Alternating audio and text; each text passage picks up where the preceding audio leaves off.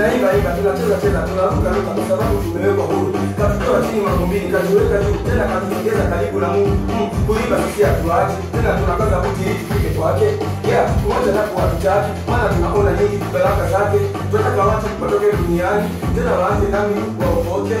Maana nilifikia msalabani na walikombolewa kwa damu yake. Yeah.